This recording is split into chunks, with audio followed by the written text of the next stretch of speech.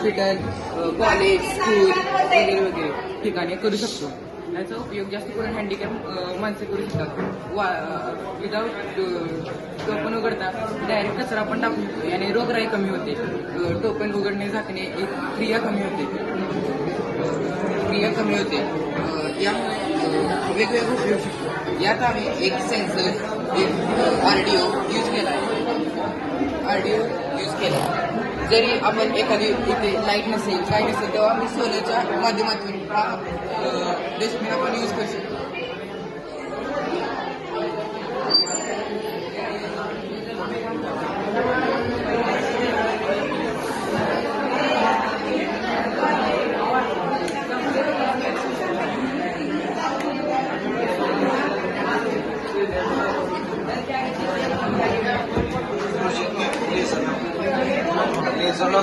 Simplicity वापर त्याचा उपयोग जर का पेट्स जर असतील किंवा ॲनिमल्स जर का बाउंड्री क्रॉस करत असतील तर लेझर लाईट उपयोग होतो. फायर अलार्म सिस्टम जर का क्रॉस करत असेल तर बाउंड्री कुठली क्रॉस करत असेल तर त्याचा उपयोग होतो. आणि घराच्या सेफ्टीसाठी बँकसाठी किंवा ऑफिसच्या लॉकरसाठी पण याचा उपयोग केला जातो.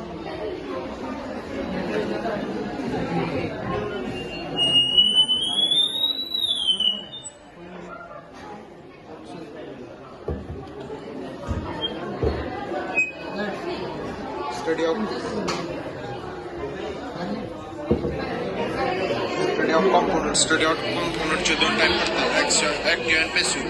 त्यामध्ये प्रकार पडतात ceramic capacitor, thermistor, electrolytic capacitor, register. त्याच्या सर्व डेफिनेशन वेगवेगळे आहेत. ते सर्व वापरूनच आपण हे वेगवेगळे कंपोनंट वेगवेगळे प्रोजेक्ट करू शकतो. व्होल्टेज रेग्युलेटर त्याची डेफिनेशन सुद्धा वेगळी आहे.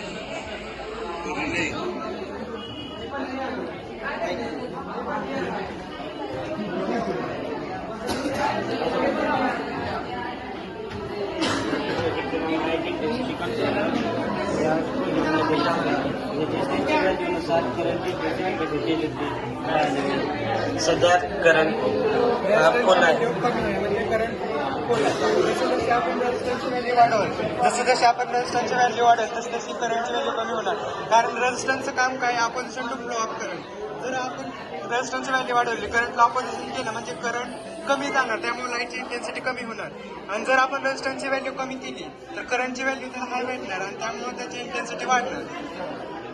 करंटचे याचा उपयोग अनेक ठिकाणी केला जाऊ शकतो. ज्यावेळी आपल्याला पूर्ण लाईटची ब्राईटनेसची गरज नसेल त्यावेळी आपण ब्राईटनेस कमी करू शकतो आणि विजेची बचत होणार. आणि एका बल्बचे अनेक उपयोग केले जाऊ शकतात. जेव्हा आपल्याला गरज नसेल तरी विजेचा उपयोग जास्त होतो तो कमी करता येऊ शकते रेजिस्टन्सनुसार.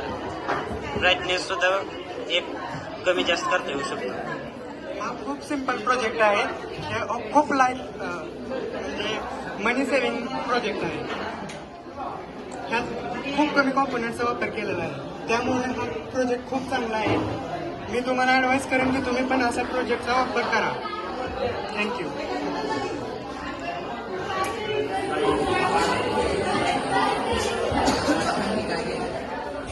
हा सोलार स्ट्रीट लाईट प्रोजेक्ट आहे. त्याचा वापर आपण केला पाहिजे कारण की हे खूप कमी खर्चात होतो आणि छोटे लहान मुले पण हे करू शकतात प्रोजेक्ट. आणि हे कमी सर्किट आणि कॉम्पोनंट्समध्ये केलेला आहे. आणि त्याचा उपयोग आहे की हा दिवसभर सनलाईटमुळे चार्ज होतो आणि रात्रीचे लाईट लागते. आता हे उन्हात असं चार्ज होतं आणि जेव्हा रात्र होते ॲटोमॅटिक लाईट प्रोड्यूस होते. आणि हे कमी खर्चात झालेलं आहे. यात फक्त थोडे सिम्पल कॉम्पोनंट्स आहेत. कॅपॅसिटर, डायोड, मॉसफेट, स्विच आणि लिथियम बॅटरी. लिथियम बॅटरी काय करते, हे जे सोलर एनर्जीमध्ये जे सनलाईटची एनर्जी आलेली असते ते ह्याच्यात स्टोअर करते आणि हे प्रोड्यूस इलेक्ट्रिक एनर्जीमध्ये करते. Simple project.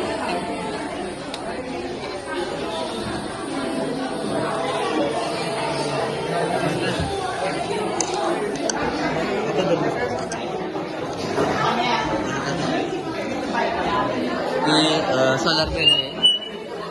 ही सोलार बेल आहे, इलेक्ट्रिकल त्याच्यावर काम करते. त्याशिवाय सोलार लाईट चार्ज होते आणि बॅटरी चार्ज होते, त्याच्यामुळं इलेक्ट्रिकल बेल वाजते. सोलरमुळे लाईट एनर्जीचं कन्व्हर्टेड इलेक्ट्रिकल एनर्जीमध्ये होते, त्याच्यामुळं सगळी चालते, बिल पण वाजते. थँक्यू.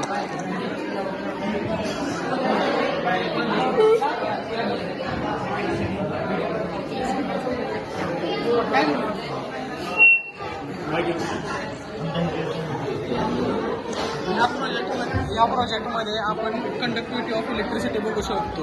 यामध्ये इकडे 2 वायरा लावल्या आहेत आणि इकडं त्याचे एंड पॉईंट्स केले आहेत. मध्ये काही वायर दिसत नाही, तरी बी इकडं आपल्याला लाईट चालू केल्यावर इकडं बल्ब आपला चालू झालेला दिसतो.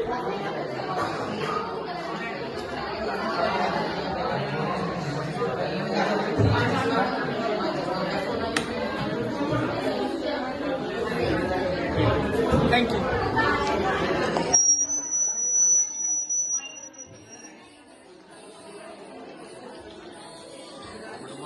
माझं नाव सचिन जाधव.